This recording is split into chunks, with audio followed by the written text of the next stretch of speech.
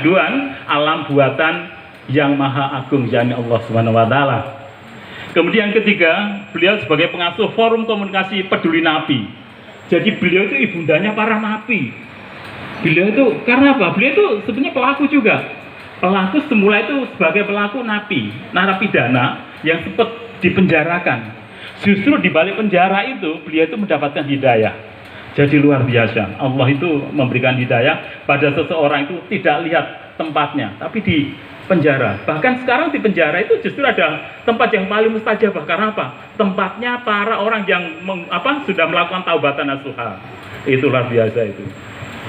Kemudian beliau juga sebagai pengasuh forum peduli masyarakat marginal. Jadi masyarakat marginal yang selama ini banyak orang nggak peduli, apalagi orang yang sudah kaya-kaya. Nah ini ibunda cucu itu sangat peduli dengan kaum marginal yang selama ini sangat dipinggirkan. Tuh, nanti beliau juga akan berkiprah di sana. Kemudian beliau juga sebagai pengasuh forum komunikasi umroh Indonesia.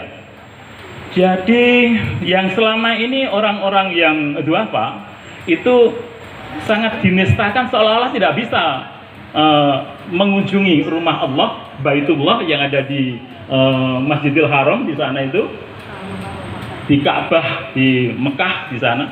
Ternyata menurut Bunda karena ilmu ketauhidannya itu yang luar biasa, nggak ada yang nggak bisa. Orang duafa pun bisa. Ketika kaum duafa itu benar-benar menggunakan ilmu langit, yang nanti ilmu langit dalam tanda kutip, Bapak sekalian nanti apa itu ilmu langit? Itu nanti akan buka. Jadi beliau sudah sampai sekarang sudah berhasil berapa orang yang sempat ikut umroh secara gratis kaum duafa? Ribuan. Subhanallah, ribuan Pak. Ini bukan hal yang mustahil, tapi memangnya dalam merupakan keajaiban. Itu semuanya adalah karena apa? Karunia Allah. Karena apa? Karena kemahabesaran Allah, kemahakayaan Allah. Nggak ada yang mendua, yang menandingi, nggak ada. Semuanya itu. Ketika kita memangnya benar-benar bersandar pada Allah, tidak hanya bersandar pada manusia atau bersandar pada pimpinan kekuasaan, itu wah jauh di bawahnya, karena semuanya yang memiliki itu adalah Allah. Kemudian selanjutnya beliau itu sebagai seorang peneliti dan menjadi dosen teladan tingkat nasional. Jadi beliau itu adalah dosen ekonomi di UNTAD.